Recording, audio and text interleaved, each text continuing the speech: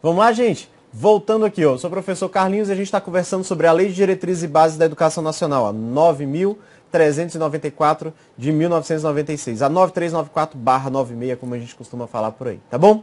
A gente já conversou da maior parte dos artigos da primeira parte da LDB. Então, para a gente findar essa parte, eu só vou ainda fazer uma pequena revisão sobre gestão democrática. Eu não havia falado ainda e vou falar agora. Lá no artigo de número 14º, a gente tem os princípios da gestão democrática, lá dentro da Lei de Diretrizes e Bases. A gente tem 2 princípios descritos lá. Quais são esses princípios, Carlos? O primeiro deles é a ideia de formação de conselhos pela comunidade escolar. E o segundo dos princípios é a participação coletiva nas construções das propostas político-pedagógicas das escolas. Então, a gestão democrática, gente, que é um dos princípios da educação pública no Brasil, a gente vai precisar ser regido por esses outros 2 princípios que estão lá dentro da gestão democrática. Então, ó, no artigo 3º, a gestão democrática é princípio da educação nacional pública. E lá no 14º, ele descreveu os 2 princípios dessa gestão democrática. E quais são os 2 princípios? Olha lá na tela.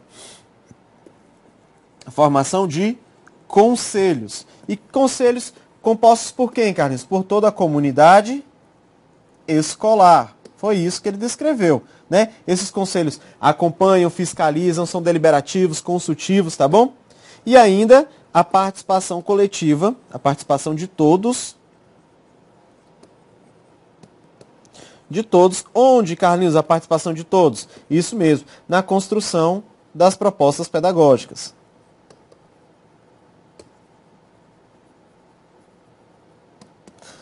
Tranquilo isso na sua cabeça? Então, esse aqui é o nosso resuminho para o artigo de número 14, que trata da gestão democrática. Fechou? Tá tranquilo aí? Então, vem comigo. A gente agora vai conversar um pouquinho sobre os níveis e a organização da educação nacional. Essas questões sobre níveis e organização caíram muito em provas. Hoje costumam cair com menor frequência, porque é muito fácil e as pessoas não costumam mais errar. E qual é o papel do examinador? Cobrar algo que possa causar dúvida ou elimine alguns alunos. Então o que você precisa saber? Só tudo. Que aí você não vai ter dúvidas e nem vai ser eliminado. Mas assim, saber tudo é muito difícil. Tem uma noção geral da lei. Leia o texto da lei. É importante a leitura do texto da lei. Eu falei isso nos primeiros vídeos. E acompanhe as nossas aulas. Assista, se necessário, mais de uma vez. E se tiver dúvida, você tem os canais de contato aqui do Grão Online para que você possa tirar essas dúvidas, tá bom? Senhores, vamos em frente. Olha aí, ó. Níveis da educação e do ensino. A gente está tratando aqui do título de número 5, dos artigos entre o 21 e o 60. A gente começa agora a fazer isso, tá bom? Então vamos lá. Quais são os 2 níveis da educação nacional, Carlinhos? A gente tem a educação básica e a educação superior. A gente tratou da educação básica e tratou da educação superior. Aí, para a gente conseguir, né, melhorar essa distribuição, foram criadas as etapas. E quais são as etapas da educação básica, Carlinhos? A gente tem a educação infantil, o ensino fundamental e o ensino médio. Tá bom? Vamos conversar da educação básica. Daqui a pouco eu falo do ensino superior. A educação básica, na educação infantil, se divide em 2. Se divide em quem? Em creche e se divide em pré-escola. A creche atende aos alunos de 0 a 3 anos de idade. E a pré-escola atende os alunos de 4 a 5 anos de idade. Essa, gente, é uma novidade que aconteceu em 2013. Esses períodos eram diferentes, não como agora, tá bom? Então a sua atenção para isso é importante. De 0 a 3 anos, o atendimento é no berçário e maternal. E aqui de 4 e 5 anos, a gente está falando do primeiro e do segundo períodos, né, da educação infantil. As séries iniciais, né, o ensino fundamental se dividiu aí em séries, e a gente vai mudar o nome aqui, né, porque a maioria dos estados usa esse aqui, ó, anos finais e anos iniciais. Os anos iniciais têm duração de 5 anos e os anos finais têm duração de 4 anos. Pensando na oferta regular, gente, sem retenção, o aluno entra nos anos iniciais com 6 anos e sai com 10. Nos anos finais ele entra com 11 e sai com 14 anos. Então, o período de conclusão do ensino fundamental, a gente vai anotar aqui, ó, é dos 6 aos 14 anos, tá bom? Se houver um ciclo regular, sem retenção. Aqui nos anos iniciais, a gente está falando de um professor só, né? De um professor generalista. Ele dá aula de tudo. Ele dá aula de português, dá aula de matemática, dá aula de ciências, de história, de geografia. Aqui é o professor, gente, pedagogo, aquele que fez pedagogia. A partir aqui dos anos finais, a gente tem os professores por área do conhecimento. Então, a gente tem um professor de português, tem um professor de matemática, tem um professor de ciências, né? Tem o professor de história, tem o professor de geografia, tem o professor de educação física, tem diversos profissionais aqui formados em outras áreas do saber, tá bom? Então aqui, o professor nos anos iniciais, ele atua o tempo inteiro com o aluno. Toda a carga de horário é um único professor, na maior parte dos estados. E aqui, nos anos finais, não. A gente divide em horários para que todos esses professores possam atuar dentro da escola, tá bom? Então, deixa eu apagando isso aqui, porque estava ficando meio bagunçado, porque eu vou escrevendo, né? Então, vamos lá. E continuando, lá no ensino médio, a gente tem que lembrar. Qual é a principal característica do ensino médio? Ele é formado, ele é a característica da última etapa da educação básica. E ele tem duração de 3 anos? Não. É duração mínima de 3 anos. E eles atendem os alunos no fluxo normal de 15 a 17 anos, tá bom? Esse ensino médio também tem professores das diversas áreas do saber, né? E que vão estar aí acompanhando os alunos dos 15 aos 17 no fluxo normal, geralmente, na maior parte do país, em 3 anos de duração, mas não é a única forma. Pode ter mais de 3 anos, tá bom? E aí eu vou te agora pedir um favor. Lá no artigo 4º, ele diz que a educação obrigatória era dos 4 aos 17 anos. Então, o que é obrigatório? É obrigatório a pré-escola, é obrigatório o ensino fundamental e é obrigatório o ensino médio. Quando a gente está tratando de criaturas no ciclo regular, né, que saem dos 14, saem dos 4 anos na educação infantil e concluem aos 17 aqui no ensino médio. Tá bom? Esse é a organização da educação básica. Seguindo em frente, a gente tem a educação superior. A educação superior se divide em cursos sequenciais, em cursos de graduação, de pós-graduação e cursos de extensão. Oxe, Carlinhos, eu achei que a educação superior era só graduação e pós-graduação. Não, pois bem, não é. Essa atenção especial você precisa ter, visto que essa descrição está dentro da LDB e essa atenção, né, pode cair em prova. Carlinhos, você vê isso cair em prova? Não. Lembra que eu falei para vocês que geralmente costuma cair nas provas os primeiros artigos? Isso não está lá nos primeiros artigos, está lá pelos artigos 50. Então, não é o que costuma cair muito em provas para professor. Na educação superior, a gente tem os cursos sequenciais, que são cursos de formação específica ou complementação de estudos. Olha só um exemplo. Aquele professor de Direito, ele quer dar aula, mas a grande maioria dos cursos de Direito são bacharéis em Direito. E ele quer dar aula. Ele pode dar aula, Carlinhos? Pode. Analisa então sua carga horária e ele faz um curso de complementação pedagógica. Essa complementação pedagógica é um curso sequencial. Beleza? Esse cuidado, né, que foi feito para esses cursos de menor duração ou de complementação de carga, eles são chamados de cursos sequenciais, tá bom? Os cursos de graduação você já conhece, aquele que você mesmo fez, ou de bacharel ou de licenciatura. A grande maioria dos cursos, né, são bacharéis, mas a gente tem alguns cursos que podem ser licenciatura, que estão ligados à área da educação.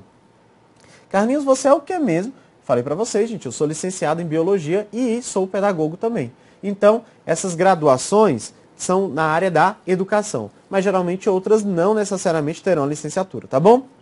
E a pós-graduação, Carlinhos? A pós-graduação tem aquela mais comum, que é a especialização, que a maior parte das pessoas faz, que é lato sensu, e tem estrito sensu, que a gente tem a maior parte dos casos ligados ao mestrado e ao doutorado. O mestrado, as pessoas costumam desenvolver pesquisas, no doutorado também, pesquisas que sejam em prol da sociedade, justificadas, e esses cursos de pós-graduação geralmente se alinham a cursos de graduação, tá bom? Esse cuidado é interessante. E ainda tem os cursos de aperfeiçoamento, que são cursos que são ofertados pelas instituições de ensino superior, mas que não tem um critério inicial para que seja feito. Então eu posso, por exemplo, ter numa instituição de nível superior um curso para propagação de plantas ornamentais. né? Esse curso de propagação de plantas ornamentais pode ser para o biólogo fazer? Pode. Pode ser para um jardineiro que não há formação superior? Pode. Esses cursos de aperfeiçoamentos, então, ofertados, complementam cargas ou são ofertados à sociedade, mas não existem critérios definidos para que se entre nesse curso de extensão, né, de aperfeiçoamento. Esse curso de extensão, ele é ofertado e é regulado pela própria instituição. Tá bom? Então, volta lá no seu slide para você ver. Ó. Curso sequencial, a gente comentou, a graduação, bacharelado ou licenciatura, a pós-graduação, a especialização, mestrado e doutorado, e os cursos de extensão e aperfeiçoamento que estão abertos a candidatos que têm os requisitos estabelecidos em cada caso pelas instituições de ensino. Foi o exemplo que eu dei da propagação das plantas ornamentais. Ok? Vamos dar uma treinada? Vamos dar uma treinada para a gente ver como que a gente está? Então, vamos de exercício. Esse é o exercício de número 1, tá bom? A Lei de Diretrizes e Bases, 9394, em seu artigo 3º, discorre sobre os princípios do ensino. De acordo com o artigo 3º, não é considerado princípio da educação. Lembram lá dos princípios, gente? São quantos princípios mesmo para a gente ter todos na nossa cabeça? São apenas 12. São apenas 12. Você vai ler aqui e vai ver qual é princípio e qual não é, tá bom? Está lá no artigo 3º. A igualdade de condições para acesso e permanência na escola é princípio? Sim ou não? Isso mesmo, gente. Isto é princípio. A garantia de um padrão de qualidade e valorização da experiência extraescolar. É princípio ou não? Sim, isto também é princípio, está lá no artigo 3º. O zelo pela aprendizagem dos alunos. Esse zelo, gente, não é princípio, é atribuição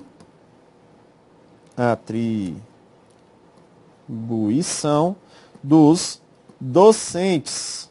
E está descrito no artigo de número 13. Carlinhos, então já sei a resposta? Já, está aqui na letra C, ó. O respeito à liberdade, apreço à tolerância, pluralismo de ideias, de concepções pedagógicas, esse também é princípio. E como a questão pedia aquilo que não era princípio, o nosso gabarito só pode ser a letra C mesmo. Tá vendo? Não é difícil as questões sobre princípios. Vamos confirmar para ver se era isso mesmo? Olha aí, o gabarito. Gabarito, letra C. Tô de parabéns, certo pra mim. Vou fazer as minhas estrelinhas, tá bom, gente? Dizer que eu ganhei estrelinhas no meu caderno, porque essa estrelinha ficou feia. Estrelinhas porque eu acertei a questão. E você acertou a questão? Coloque estrelinhas no seu também, tá bom? Vamos em frente. Questão de número 2 aí, um exercício de número 2. Considerando o artigo 1º, podemos verificar que a Lei 9394/96, em seus princípios, nos leva à reflexão. Vamos lá, então. Com relação à lei. Gente, olha aqui para mim.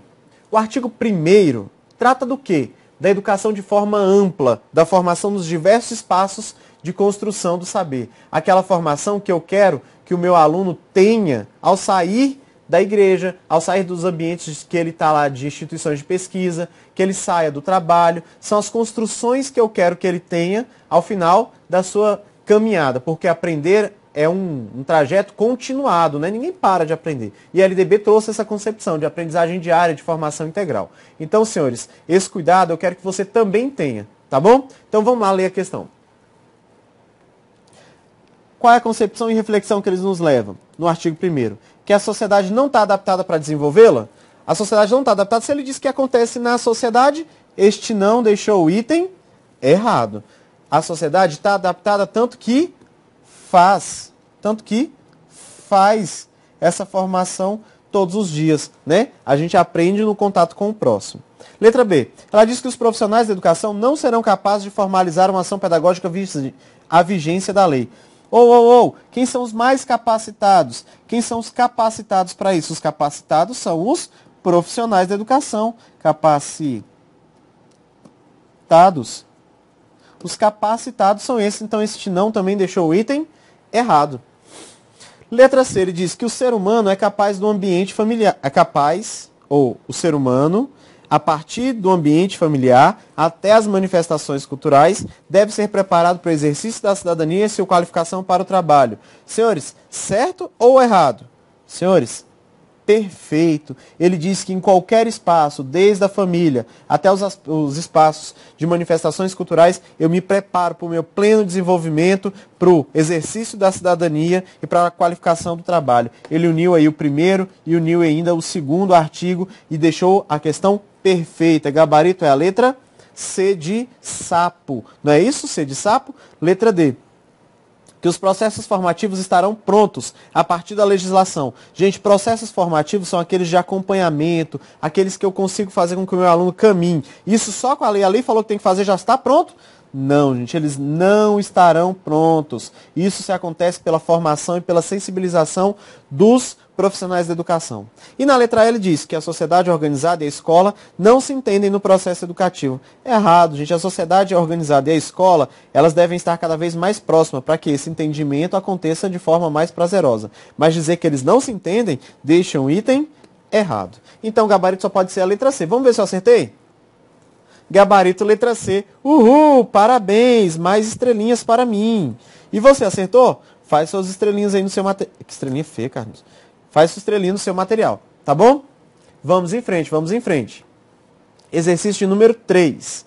Considerando o texto 2, ainda sobre a 9394, eu não coloquei o texto, né? Que é clara quando estabelece as normas básicas para o acesso dos educandos ao ensino fundamental e destaca algumas diretrizes, marque a afirmativa que for correta. Vamos lá. Estamos falando de alunos para acessar o ensino fundamental. Vamos lá. Quantos anos a criatura acessa o ensino fundamental, Carlinhos?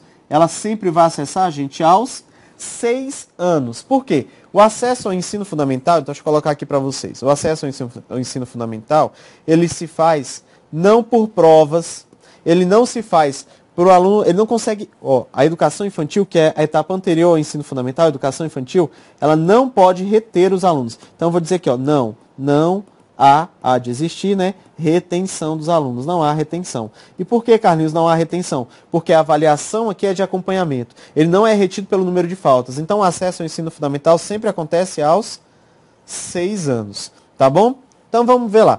O ensino fundamental hoje, gente, ele é público? Ele é público? Oferta pública? Sim. Ele é obrigatório? Sim. Ele, a educação infantil e ainda o ensino médio. Educação infantil não, né? Vamos colocar aqui só pré-escola da educação infantil, só pré-escola. Ele também é gratuito? Certo, então essa alternativa já está certa, eu já vou marcá-la aí, tá bom? Progressiva extensão e universalização do ensino médio gratuito? Isso aqui, gente, existia na lei. Hoje não existe mais. Por quê? O ensino médio já é obrigatório. Atendimento educacional gratuito aos alunos com necessidades especiais. A terminologia necessidades especiais deixou de existir na nova Lei de Diretriz e Base. Agora a gente fala dos alunos com deficiência, transtorno global do desenvolvimento, alunos altas habilidades e os alunos superdotados. Então a letra C também não pode ser. Oferta de educação escolar regular para jovens e adultos adequada às suas necessidades. Isso aqui, gente, não está ligada à ideia do ensino fundamental, tá bom? E ainda a gente tem a letra E, que todas as alternativas estão corretas. Então não estão, porque a letra C não está correta, a letra D não está correta, porque não trata de acesso aos educandos do ensino fundamental. E, então, o gabarito só pode ser a letra A. Então vamos lá, vamos confirmar esse negócio. Olha aí, gente. Exercício número 3, o ensino fundamental é público, obrigatório e gratuito. Não esqueça, o ensino fundamental, mas também a pré-escola